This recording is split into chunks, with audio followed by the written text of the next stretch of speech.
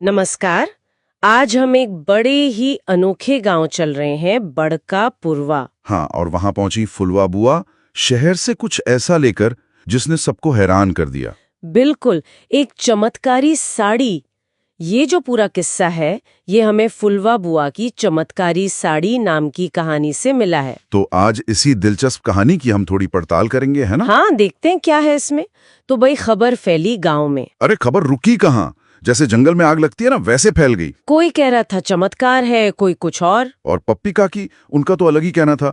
बोली ये साड़ी नहीं, ये तो चलती फिरती बिजली है। गजब। मतलब उत्सुकता तो चरम पर पहुंच गई होगी। बिल्कुल, हर कोई देखना चाहता था। तो किस्सा शुरू हुआ जब बुआ ने अपने चहेते भतीजे भोलू को भेजा। हाँ, बस अड्डे भेजा कि जाओ वो साड़ी लेकर आओ। और भाई, जब भोलू वो बंडल लेकर आया, लोगों ने देखा तो आंखें फटी रह गईं। हाँ, मतलब लगा ही नहीं कि बस से साड़ी उतरी है, ऐसा लगा जैसे कोई, क्या कहते हैं, यूएफओ आ गया हो। सही में। उड़न तश्तरी जैसा। हाँ। ऐसी झिलमिलाती हुई, रंग बदलती हुई। और कमाल की बात ये क्या? कि वो साड़ी अपने आप घूंघट भी कर लेती थी। अरे वाह, ऑटोमेटिक घूंघट। हाँ, इसी पे तो गज्जू हलवाई ने कहा था। क्या कहा था? कि ई साड़ी पहनो तो मच्छर भी परिक्रमा करके जाए, आंख मूंद ले। हाँ, सही है। मतलब असर तो जबरदस्त था। असर? अरे, जब फुलवा बुआ ने पहली बार पहनी ना, हाँ, तो गांव में जैसे भूचाल आ गया। लोग देख के हैरान। यहाँ तक कि कहानी में लिखा है कि खेतों के बिजूके तक मुड़ गए उन्हें देखने। हाँ, सोचिए, बिजूके जो पंछी डराने के लिए होते हैं, वो भी देख रहे थे। शायद ये बताने का तरीका था कि कितनी अजीब बात थी ये। लोग भी जहाँ देखते वहीं ठिठक जाते। और अंधेरे में अगर बुआ निकलती तो कोई ना कोई पूछ लेता, क्या बिजली चली गई क्या? हाँ, और बुआ का जवाब भी तैयार। अरे नहीं रे, मैं ही चल रही हूँ। क्या बात है, बुआ भी कम नहीं थी। बिल्कुल जिंदा दिल। लेकिन असली मजा तो तब आया। कब? जब वो महिला मंडल की बैठक में पहुंच गईं, वही साड़ी पहन के। अच्छा, वहाँ क्या हुआ? वहां जैसे ही साड़ी को थोड़ी हवा लगी या पता नहीं कोई बटन दबा, उसमें से गाने बजने लगे। गाने? साड़ी में से? कौन से? वो भी एकदम नया वाला गाना, चिट्टियां कलाइयां वे। अरे बाप रे, बैठक में? हाँ, सब औरतें हैरान। और कहानी तो यहाँ तक कहती है कि गांव की कुछ कुत्तियां भी नाचने लगी पीछे पीछे। ये तो ज्यादा हो गया। बिल्कुल तमाशा बन गया। और तभी हाफता हुआ भोलू आया भाग के। भोलू? क्यों? चिल्ला रहा था दूर से, बुआ बुआ, अरे गजब हो गया। क्या गजब हुआ भाई? बोला वो साड़ी का रिमोट तो घर पे ही छूट गया। ओहो, तो ये था राज। मतलब रिमोट कंट्रोल वाली साड़ी थी वो। हाँ, कोई जादू नहीं, शहर वाला विज्ञान, टेक्नोलॉजी, जिसे गांव वाले पहली बार देख रहे थे। अच्छा, तो ये सिर्फ रिमोट से ही नहीं चलती थी? नहीं, इसमें और भी कुछ था।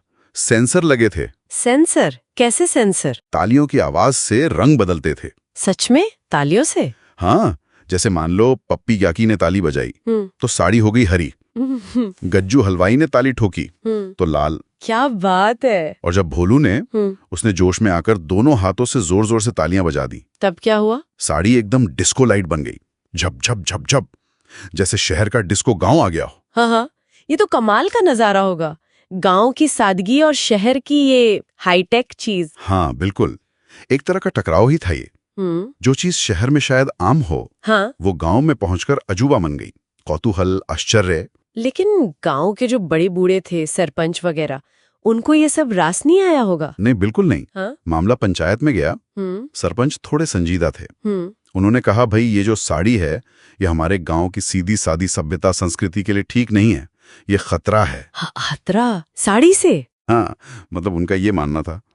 और सुझाव दिया कि इस अजूबे को म्यूजियम भेज दो, संग्रहालय।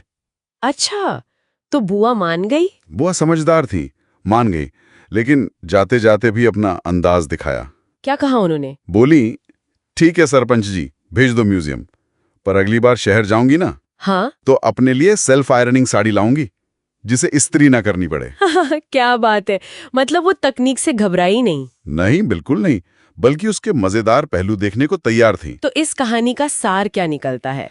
सार शायद यही है कि जब कोई नई चीज, कोई तकनीक किसी बिल्कुल अलग माहौल में, जैसे गांव में पहुंचती है, तो वो सिर्फ बदलाव नहीं लाती, वो हंसी मजाक, थोड़ा अचरज, थोड़ी आशंका, ये सब कुछ साथ लाती है। और शायद ये भी कि तकनीक कितनी भी आगे क्यों ना बढ़ जाए, लोग उसे अपनी जिंदगी और समझ के हिसाब से ही देखते हैं, मतलब निकालते हैं। बिल्कुल, एक हाईटेक साड़ी भी गांव की चौपाल का मजाक बन सकती है। सही बात है। और ये सोचने वाली बात है ना, फुलवा बुआ तो अगली बार सेल्फ आयरनिंग साड़ी लाने का सोच रही हैं।